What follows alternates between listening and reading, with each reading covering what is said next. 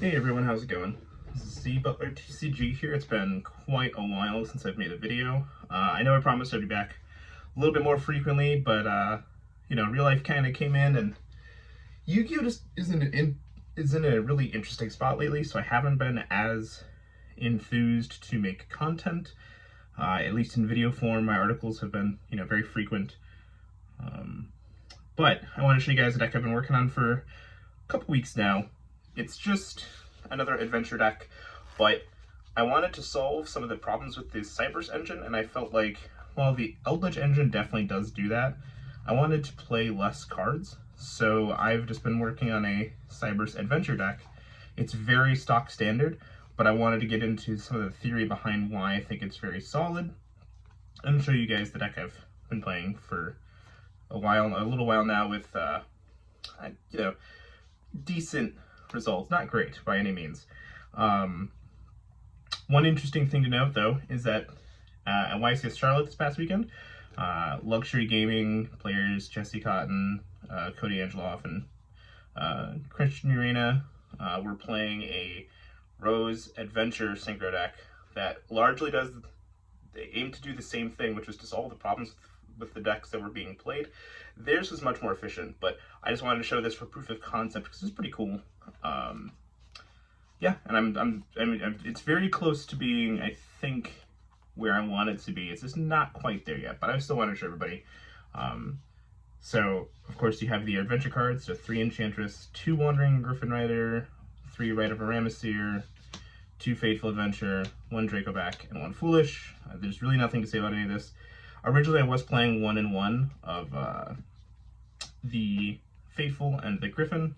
However, I noticed after a couple tournaments that I never actually really get to resolve the full combos, and so having extra copies to go into in the grind game was very important. And also, this just being a body is massive. And Fateful being able to chain block your Cyberse plays really early on, even if just hard drawn, is so important that I wanted to ensure that I could see them as often as possible. So I just decided to play 2 and 2. And then, of course, you have your Cyberse engine. So 3 Cyberse Gadget. This card's crazy. This is actually just one of the best normal summons, I think, in the game right now. Not only is it a one card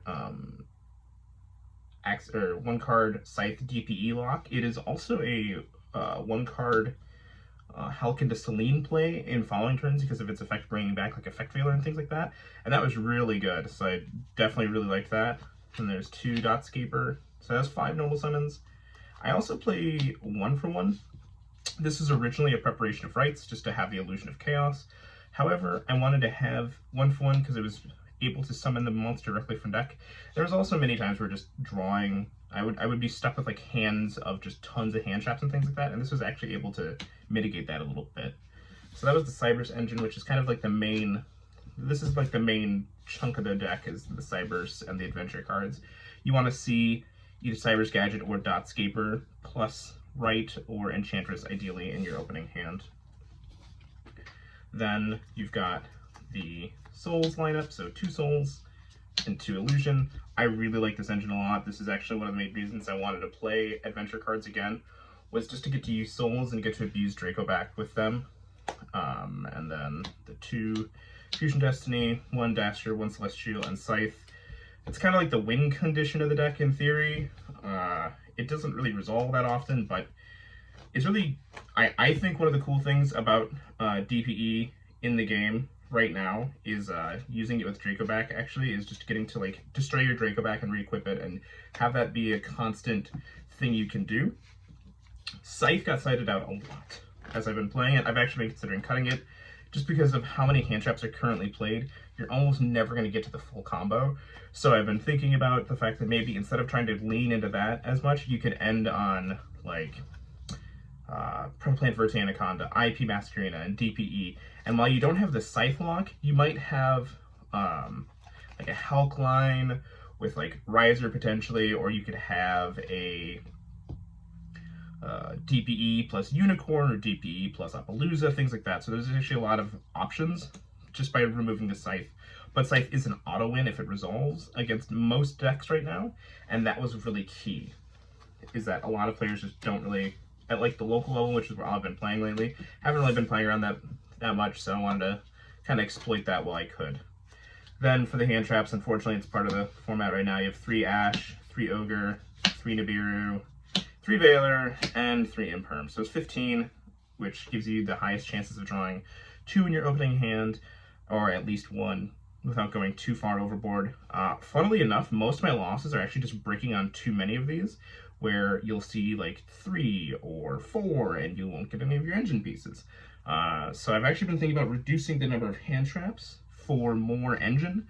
Another interesting thing too is that the reason why we've all been playing so many hand traps is because of the prevalence of decks like Phantom Knights or the 60 card like Punk Engine, the based deck. I hate that name, but we'll call it that.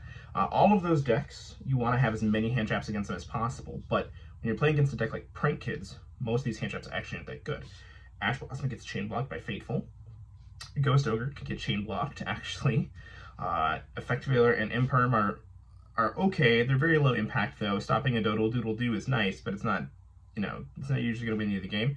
So actually, a lot of these are pretty weak right now, but you just need to see pairings of them, and that's where they become stronger. So I've been looking at other hand traps that might be better.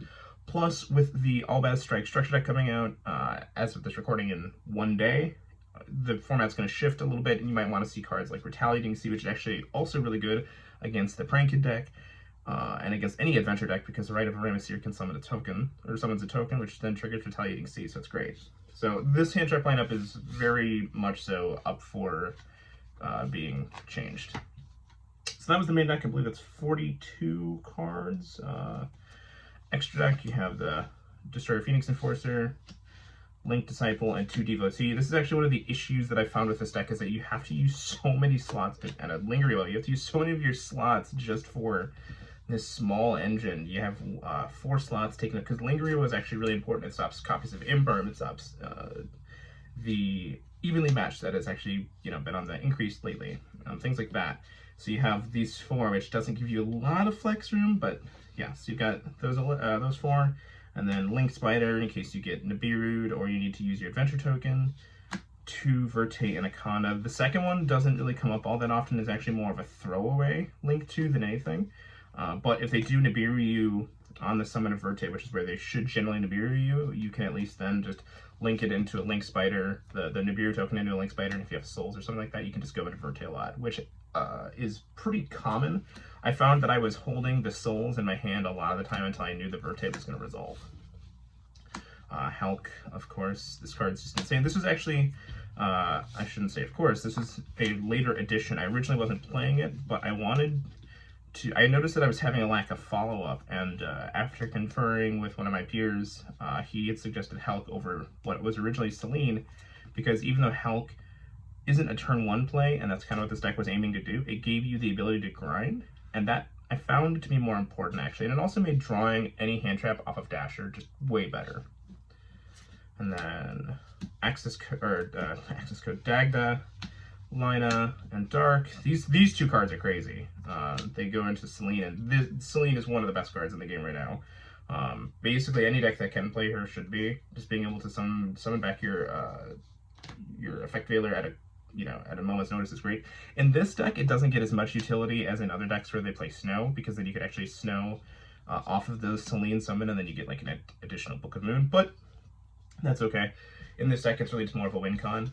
And then Unicorn for utility, this card never really came up, and Access Code Talker. So then for the side deck, I've been citing 3 Token Collector, because I have a ton of Prank Kids players, ton of the Adventure players, they're kind of everywhere, so as they should be. Token Collector very good against those. 3 Joel Mockbird. Cards, I feel like pretty mediocre right now, actually. Pankratops, 1 Lancia. I felt like Lancia wasn't very good either, but I had a 15th slot, and Lancia just seemed like a good one of. Duster and Triple Twin Twisters. I don't really fear the Scythe Lock as much as just being able to pop 2 back row. So I wanted to have Twin Twisters over the Cosmic Cyclone, and also Twin Twisters being able to send or discard Dotscaper gives you an extra body, and that can come up. And then I played Forbidden Droplet, which was worthless. This card I still don't think is very good right now, but I wanted to cite it just to give it a shot, and it never came up. But yeah, that's the deck, guys. Let me know what you think. I would love to hear your thoughts. This has just been something I've been playing around with for fun because I've been very bored. Didn't want to play any more prank kids or anything like that. So yeah.